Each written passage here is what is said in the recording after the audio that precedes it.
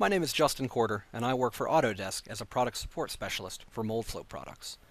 This video will cover navigating and utilizing the new Autodesk Moldflow 2011 products user interfaces. Before we begin with the actual procedure for utilizing these new tools, first need to understand the new user interface. It was developed specifically for the 2011 product release, and this includes both Autodesk Moldflow Insight 2011 as well as Autodesk Moldflow Advisor 2011. We made this change primarily for positive reasons. We gave it a more structured and relevant layout for the different tools and functions, and we improved the overall functionality and workflow of the software by doing so. The other nice thing about this improvement is that it is now easy to navigate regardless of your experience with the software. It is very easy and understandable for new users to jump right in and start using, and it is much more fast and functional for experienced users. First, I'd like to cover a step regarding the visual changes before we get into the actual process for using the software for both Advisor 2011 and Insight 2011. First has to do with the accessibility. There was a large change relative to where certain functions lie. Rather than have many menus with many different options, we've grouped things together where they would be most relevant. The similar functions are all in localized areas now. This is streamlined for working on specific pre- and post-processing tasks, specifying process parameters, importing and exporting models, running the job manager, or working with materials. Everything is now located together. The other thing that you'll notice that has changed to be able to do that is the menus. The menus are much different. We have a much more direct import, export, project opening, and job manager control. We have the options and the abilities to launch tutorials directly, view the what's new information, provide customer feedback, all easily accessible. And the update dependent on what is currently being done. So if you have no projects open, your menus will be different than when you have a project and a study open and you're actively working on meshing it or modeling something or viewing the results. The menus will update relative to what you need them to be.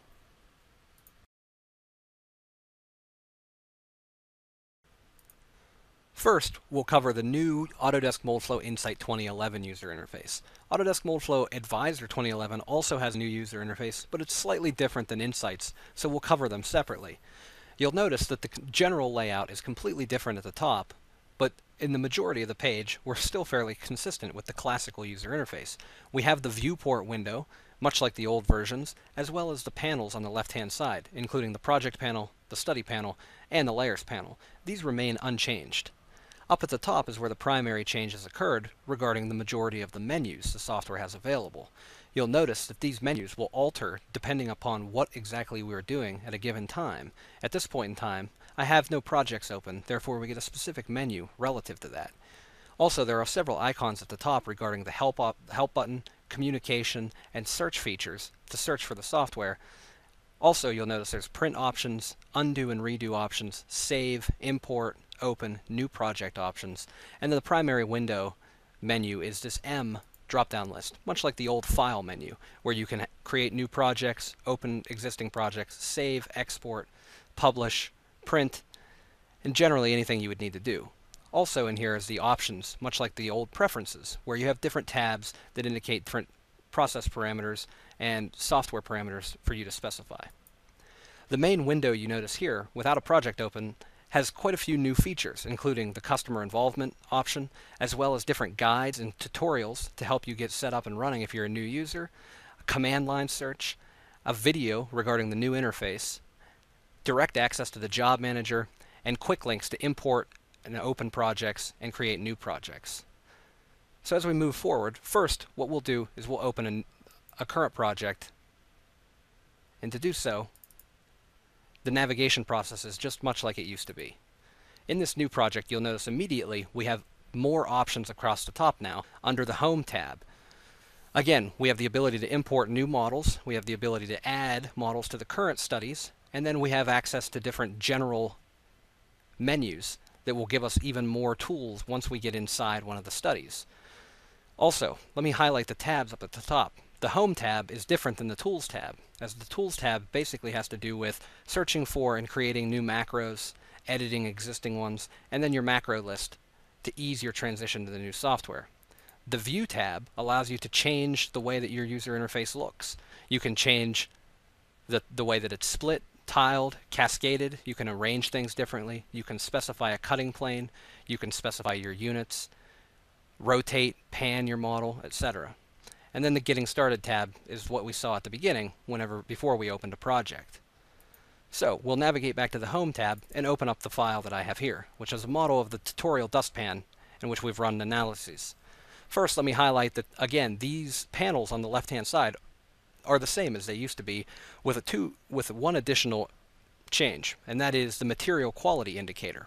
This indicator is utilized to tell you the confidence we have in a certain material that you've selected, whereas gold being the highest where we're fully confident, silver indicating a mix between tested data and supplemental data, and bronze being purely supplemental. That way you can gauge, depending on the relative level of accuracy you need, how suitable the material you've selected is to give you accurate results. Now, to learn how to utilize these tabs across the top requires that we know that each one of these is actually a top menu for additional features. So if we select on the geometry option, we'll be immediately launched to an entire menu in which we have the ability to create new geometry, whether it be surfaces, beams, nodes, curves, regions, local coordinate systems. It's all available here, as well as tools that will assist you in doing so, such as selection tools, selecting different layers, selecting facing items only, selecting with a circular region instead of a square region or a polygon region, as well as the measure tool, query tool, etc. The thing to keep in mind here is that when you're finished using a menu, you actually need to hit the Finish button to the right-hand side of the menu. As we navigate through all these tools, we'll notice that each one launches us to a new menu relative to that specific topic. In this case, meshing. Again, the ability to change the mesh type, the density, generate the mesh, view the mesh statistics, and do basically anything relative to meshing the part. Again, once we're finished, we select the Finish Mesh option, and we can move on. Now we have direct access to change what type of analyses we're running between the different available options, depending upon the mesh type you're using and the licenses that you have. Same thing with the analysis sequence. We can choose directly from here the fill pack analysis, or whatever we'd like to run.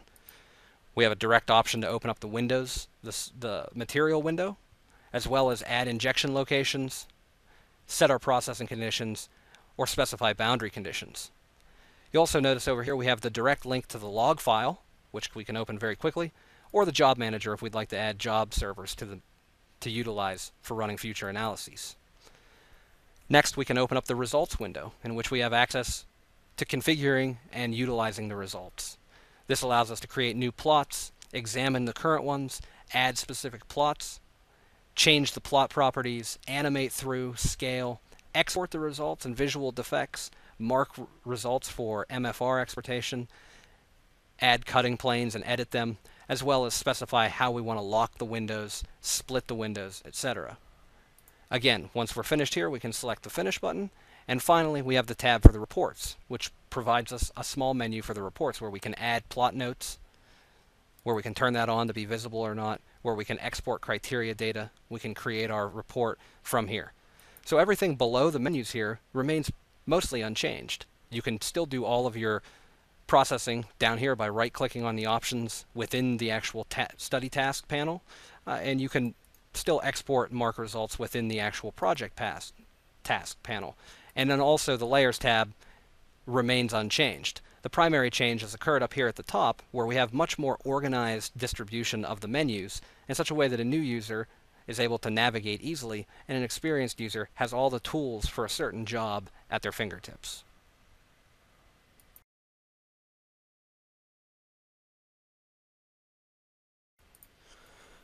Now that we've covered the new layout of the Autodesk Moldflow Insight 2011 user interface, we can cover the Autodesk Moldflow Advisor 2011 user interface.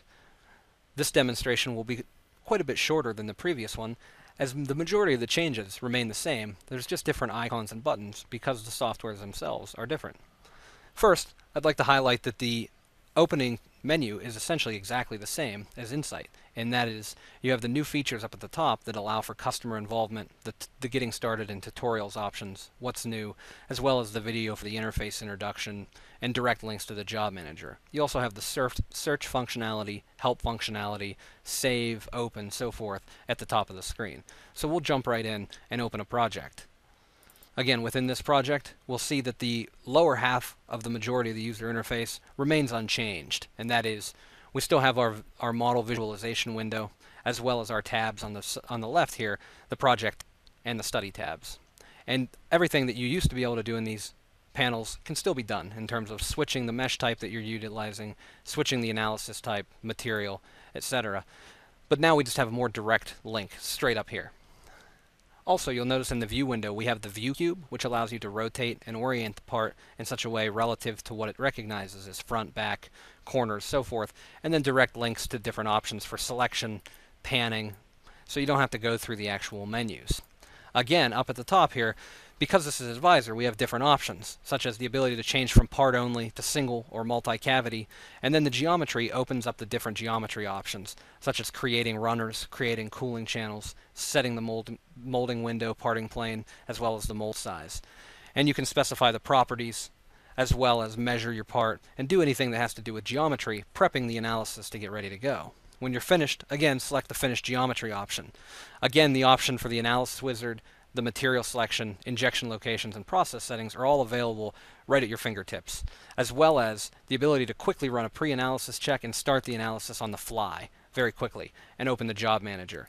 Again, if we take a look at the actual results for this part, we'll have the ability to open up the Results tab and do different things with regards to them, such as the Cost Advisor, check the notes that somebody has filled out for this specific result, check the summary, check the plot properties. We can also specify the weld line result relative to the fill time so that we can match them up, animate results, and export results and control the visualization. Again, once we're finished here, we can close this window. And finally, we have the Reports tab. Again, the Reports tab is much like the one that we highlighted in the Insight demonstration, and that is you have direct access to all reports rather than navigating through multiple menus. They're all right here at your fingertips. Finally, again, up at the top, we have the different tiers and tools, as well as the View tab, which allows you to change the perspective of the model, change the visibility, change how you lay out multiple studies that you have open, zoom, pan, lock plots. And under the Tools tab, you have the ability to edit your personal databases, such as material databases, or anything else that you would utilize this option for.